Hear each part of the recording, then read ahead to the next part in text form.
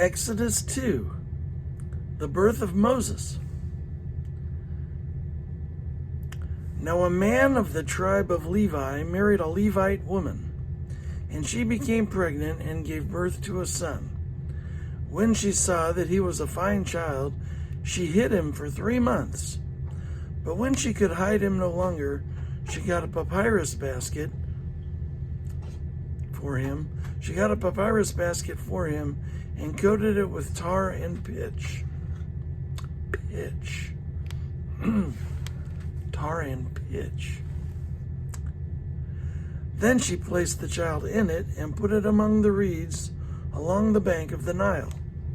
His sister stood at a distance to see what would happen to him.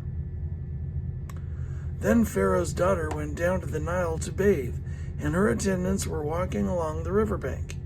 She saw the basket among the reeds and sent her female slave to get it. She opened it and saw the baby. He was crying, and she felt sorry for him. "This is one of the Hebrew babies," she said.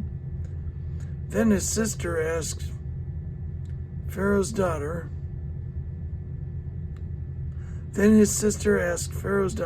"Shall I go and get one of the Hebrew women to nurse the baby for you?"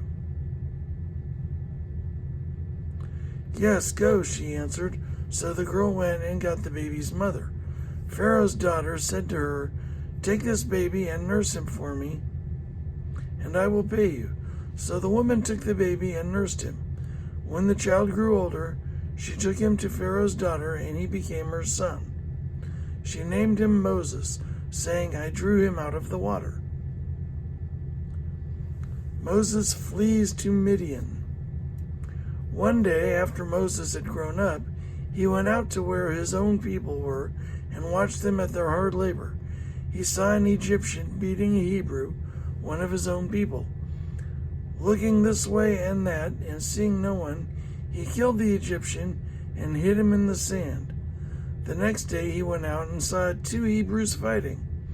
He asked the one in the wrong, "Why are you hitting your fellow Hebrew?"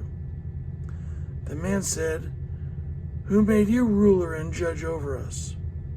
Are you thinking of killing me as you killed the Egyptian?" Then Moses was afraid and thought, "What I did must have become known." When Pharaoh heard this, he tried to kill Moses.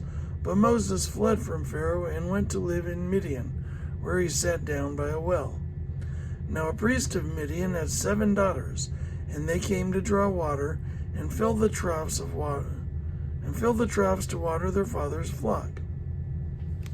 Some shepherds came along and drove them away, but Moses got up and came to their rescue and watered their flock. When the girls returned to Reuel, their father, he asked them, "Why have you returned so early today?" They answered, "An Egyptian rescued us from the shepherds. He even drew water for us and watered the flock." "And where is he?" Reuel asked his daughters. "Why did you leave him? Invite him to have something to eat." Moses agreed to stay with the man who gave his daughter Zipporah to Moses in marriage. Zipporah gave birth to a son, and Moses named him Gershom, saying, "I have become a foreigner in a foreign land." During that long period, the king of Egypt died. The Israelites groaned in their slavery and cried out, and their cry for help because of their slavery went up to God. God heard their groaning, and he remembered his covenant with Abraham, with Isaac, and with Jacob. So God looked on the Israelites and was concerned about them.